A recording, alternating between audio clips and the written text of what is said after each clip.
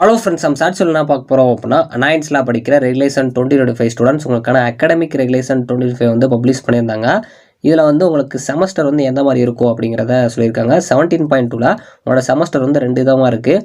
ஒன்று continuous assessment அப்படின்னா ஒன்றில் இன்டர்னலு எண்ட் செமஸ்டர் எக்ஸாமினேஷன். எண்ட் செமஸ்டர்னால் உங்களுக்கு செமஸ்டர் எக்ஸாமு. இல்லை 17.3ல் தியரி கோர்சஸ் வந்து சொல்லியிருப்பாங்க. உங்களுக்கு வந்து தியரி பொறுத்த வரைக்கும் 100 மார்க்கு, அதை 60% வந்து கன்வெர்ட் பண்ணிக்குவாங்க. ஸோ மீதி இருக்க 40% வந்து கண்டினியூஸ் அசஸ்மெண்ட்லேருந்து எடுத்துப்பாங்க.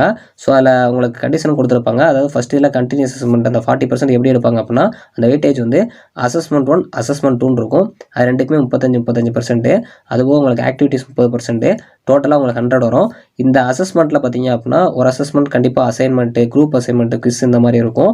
நெக்ஸ்ட்டு செமஸ்டர் உங்களுக்கு 100 மார்க்ஸ் நடக்கும். 3 மணி நேரம் வந்து எக்ஸாமு. ஸோ இதை வந்து உங்களுக்கு 60 வந்து கன்வெர்ட் பண்ணுவாங்க. ஒரு சில இது வந்து உங்களுக்கு அது 50 வந்து கன்வெர்ட் பண்ணுவாங்க. அது எந்த மாதிரி இருக்கிற கேட்டகரின்னு சொல்லிட்டு இப்போ ஒரு டேப்லேஷன் காட்டுறேன். அந்த டேப்லேஷனை பார்த்துக்கோங்க. இந்த டேப்லேஷனில் இருக்கிறத வச்சு தான் உங்களுக்கு தியரியும் கண்டினியூஸ் அசஸ்மெண்ட்டும் பிரிப்பாங்க. ஸோ அதே மாதிரி உங்களுக்கு தியரி கோர்ஸில் ஒரு கிரெடிட் பேப்பர் எதுவும் இருக்குது அப்படின்னா, ஸோ இது வந்து என்ன பேப்பர் மென்ஷன் பண்ணல. மோஸ்ட்லி ஹெரிட்டேஜ் ஆஃப் தமிழ் உங்களுக்கு ஒரு கிரெடிட் தான். அப்படிங்கிறப்போ உங்களுக்கு மேக்ஸிமம் வந்து 50 மார்க்ஸ் தான் அது வந்து எக்ஸாமாக இருக்குமா. ஸோ அதே மாதிரி வந்து உங்களோட டைமிங்கும் பார்த்தீங்க அப்படின்னா 90 மினிட்ஸ் தான் அப்படிங்கிற மாதிரி சொல்லியிருக்காங்க. இது புதுசாக இருக்குது. ஸோ நம்ம வந்து வெயிட் பண்ணி தான் பார்க்கணும் எப்படி வந்து இந்த எக்ஸாம் நடக்க போகுது அப்படிங்கிறத.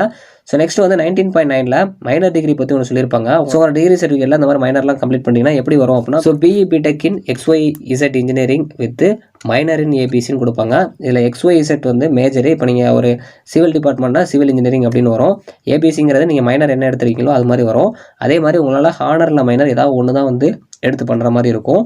ஸோ ஓவராலாக உங்களுக்கு இந்த ஹானர் மைனர் பற்றிலாம் தெரிஞ்சுக்கணும்னு நினச்சிங்கன்னா நான் ஃபுல் வீடியோவில் சொல்லியிருக்கேன். கண்டிப்பாக ரெகுலேஷன் 25 பற்றி தெரிஞ்சுக்கணும்னு நினச்சிங்கன்னா நான் ஃபுல் வீடியோவில் ஃபுல்லாக எக்ஸ்பிளைன் பண்ணியிருக்கேன். அதை பார்த்துக்கோங்க. தேங்க்ஸ் ஃபார் வாட்சிங்.